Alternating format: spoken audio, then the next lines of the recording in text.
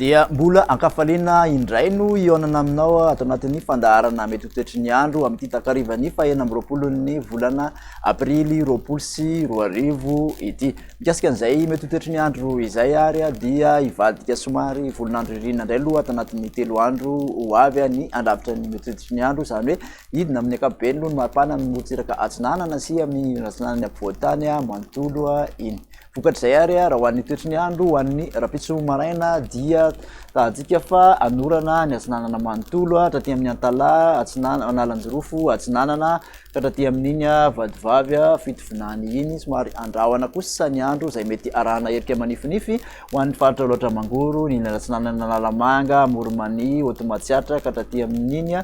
faritra Iorombe iny. Any amin'ny ilany andrefana kosa ny faritra Melaky sy Menabe ary ny tapany avaratry ny faritra Atsimo andrefana dia ahitana andianjavona ho an'ny Voamaraina raha toka andrahoana vitsy any amin'ny faritra Sisa. Ndolakandro ho an'izay rapitso izay ihany dia mbola mitoetra aloha ny orana malefaka izay raha ho an'ny faritra amin'ny Sava, Analanjirofo, Atsinanana, Vadivavy fitovinany ka hatraty amin'iny faritra Atsimo atsinanana iny raha toka mbola ahitana izay andrahoana sy mety arahan'orana herika manify kely izay eny antsefatsefaneny ny ilany atsinanany Analamanga ho an'ny loatra mangoro, ilany atsinanany Moromani hatrany amin'iny Hotomatsiatra sy Iorombe iny hatrany. Ahitana orana tandrivon-drahona kosa ny alina ho an'ny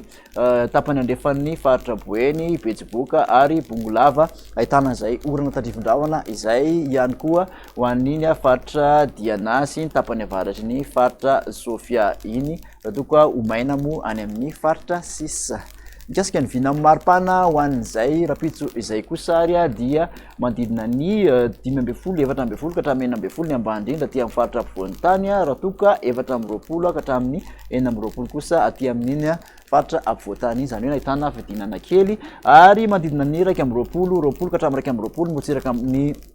maripana ambany indrindra amin'iny motsiraka atsinanana iny ary 7.20 ka hatramin'ny 7.20 kosa ny maripana ambony indrindra, 5.30 hatrany moa ny maripana tazana ho an'izay ambony indrindra izay dia tany amin'iny faritra Boeny sy amin'iny Antsoe iny no nahitana an'izay 2.20 ka hatramin'ny 4.20 ny ambany indrindra aty amin'ny motsiraka andrefana ary mihoatra 2.30 kosa ny maripana ambony indrindra ho an'izay morontsiraka andrefan'ny nosy izay.